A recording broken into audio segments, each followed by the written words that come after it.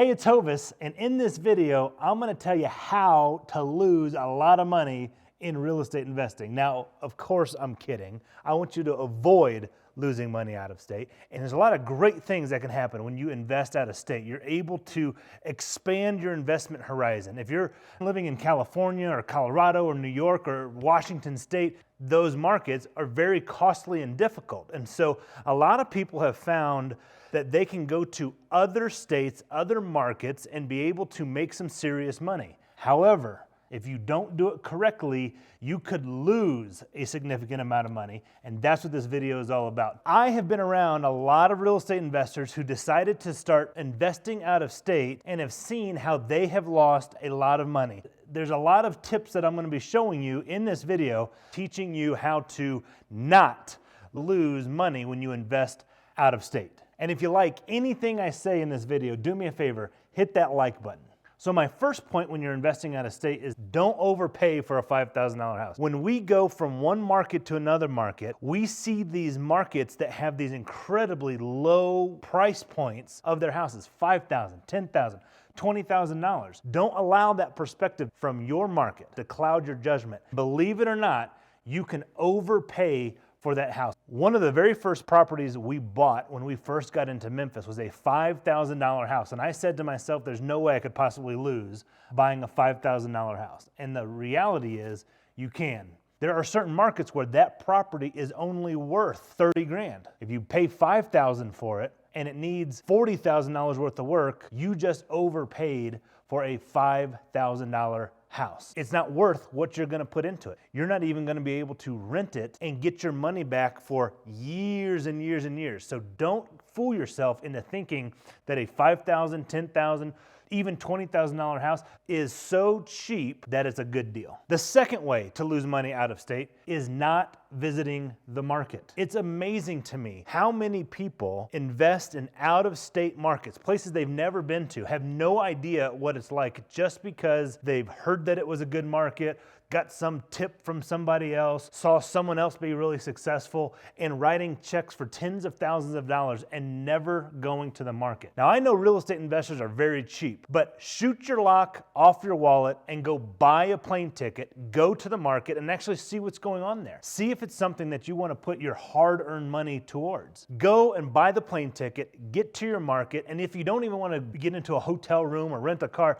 make it so that you're there in the morning and leave at night. It is well worth it to get into that market, see what's going on, connect with local operators, and then get out of there. It can save you thousands and tens of thousands of dollars making bad decisions, not visiting a market. So if you've got to, get a crowbar, pry open your wallet, and go get a plane ticket and get out to the doggone market. Either you yourself get out to the market or partner with someone who has an operation there, who is always going out to that market. Now, if you partner with someone that you trust, someone that you like, someone that is seasoned and knows what's going on, someone that has a track record of success, make sure that that person is on the same side of the table as you. Your contractor is not on the same side of the table. Same with the property manager, same with the realtor. Now, they're all vital parts of your team if you're gonna be investing out of state or investing in general. They work for you. They're there to provide a service in exchange for money. Make sure that all of those people that you're working with are answering to you, that you're seeing their work, that you're knowing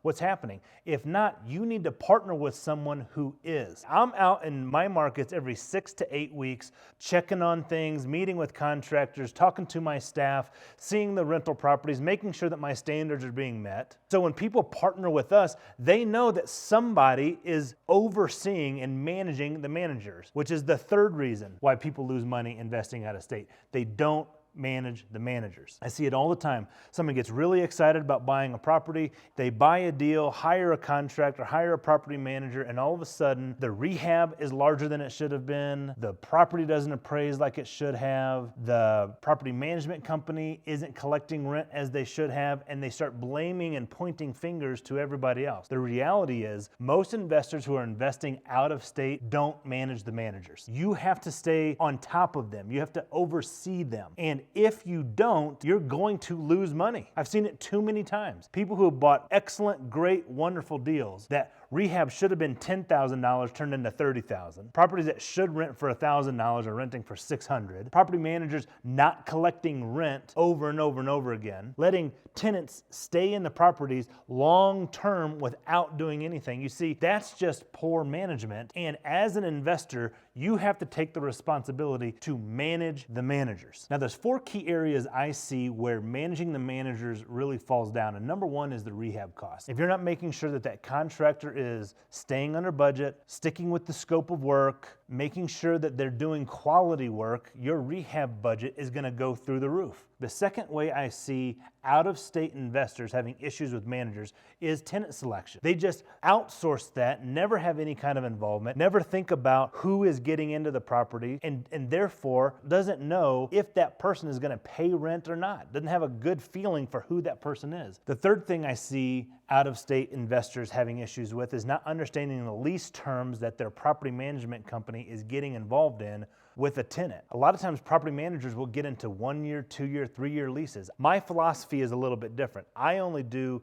month-to-month leases. And the reason is, if a tenant wants to get out, I want for them to be able to get out. Conversely, if I want a tenant out, I want for them to be able to get out of the property. Frankly, that one strategy has saved us a ton in issues during COVID, where we can't evict people for non-payment due to COVID-related issues, but we can terminate a lease and have them move on because we don't want them in our properties anymore. The fourth reason I see out-of-state investors having issues with management is they think that the property management company is just making all of these large decisions about eviction and termination and all those sort of things. The reality is a property management company is just a third party between the tenant and the owner. The decisions are made by the owner, by the investor, by you. Whether we're doing deals by ourselves or with partners, we're making sure tenants are paying, and if they're not, they're moving on. We work very hard to make sure that we don't have any vacancy.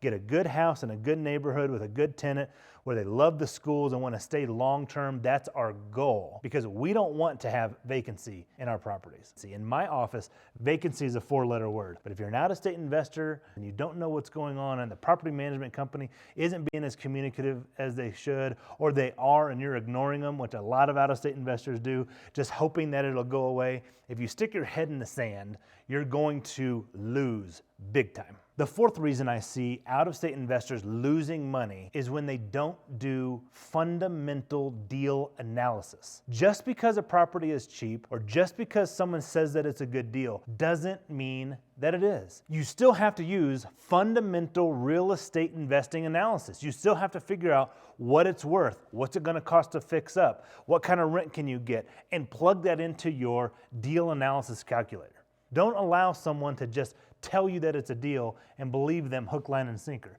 Wholesalers get a bad rap. Wholesalers are people who buy properties at a discount and sell at a discount. And sometimes when wholesalers sell deals, they inflate the value of the property, deflate what the rehab is going to cost, and just present a deal to you hoping that you're just going to take it. Don't fall for it. Do your own deal analysis. You still have the responsibility as the investor to analyze whether that's a deal that works for you and your investment strategy or not. It's no one else's responsibility. But for whatever reason, people who invest out of state turn their brain off and just believe everybody's opinion about this property. What it's worth, what the rehab's going to be, how much it'll rent for, all of those numbers need to be determined by you, the investor. And if you don't know how, either learn how or partner with someone who's going to do that deal analysis with you. Someone who's going to be alongside you during this investment. So to recap, there's 4 ways you can lose money investing out of state. Number 1, overpaying for a $5,000 house. Number 2, not visiting the market or partnering with someone who does. Number 3, not managing the managers. And number 4, doing poor deal analysis. If you want to make sure you don't lose money investing out of state, make sure you avoid all 4 of those mistakes. Hey, thanks for watching this video. If you got anything out of it, hit that like button, subscribe, and I'll catch you on the next one.